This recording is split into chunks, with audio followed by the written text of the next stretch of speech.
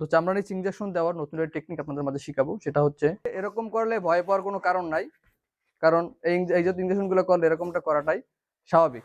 তো কৃমিমুক্ত করার জন্য চামড়া নিচে কোন ইনজেকশনগুলো দিব সেটা আজকে আপনাদেরকে দেখাবো। আসসালামু আলাইকুম ওয়া রাহমাতুল্লাহ। আলহামদুলিল্লাহ, আজকে আপনাদের মাঝে নতুন একটা ভিডিও হাজির হলাম। তো আজকে আমি আপনাদেরকে দেখাবো আমার এই 3টা বাছুরকে আজকে কৃমিমুক্ত করব। তো কৃমিমুক্ত করার জন্য চামড়া নিচে কোন ইনজেকশনগুলো দিব সেটা আজকে আপনাদেরকে দেখাবো।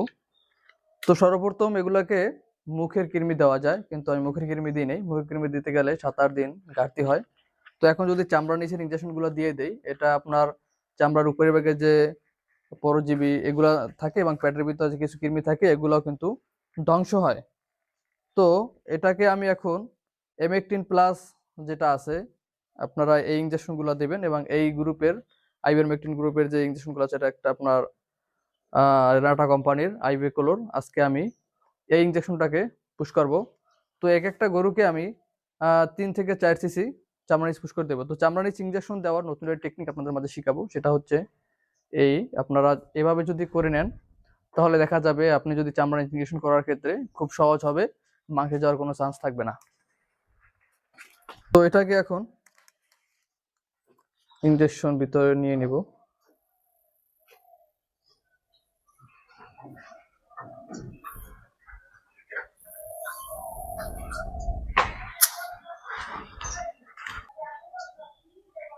তো 3 সিসি নিয়ে নিলাম।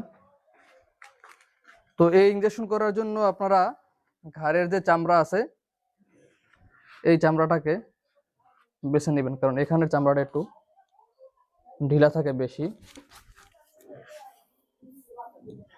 তো আমার ইনজেকশনটা পুশ করা হয়ে গেল। তো যারা যারা আমার চ্যানেল নতুন দর্শক, তারা অবশ্যই আমার চ্যানেলটাকে সাবস্ক্রাইব করে রাখবেন, এবং যারা চ্যানেলটাকে ইতিমধ্যে সাবস্ক্রাইব করেছেন তাদেরকে অসংখ্য অসংখ্য ধন্যবাদ, এবং যারা পেজ থেকে দেখছেন পেজ ফলো করে রাখবেন। তো এই যে ইনজেকশন দেওয়ার পরে কিন্তু বাচ্চাটা পাগলের মতো করতে আছে। তো আপনারা যদি এইরকম করার পরে যদি পানি দিয়ে মাসাজ করে দেন, তাহলে কিন্তু দেখবেন এইটা আস্তে আস্তে কমে যাবে।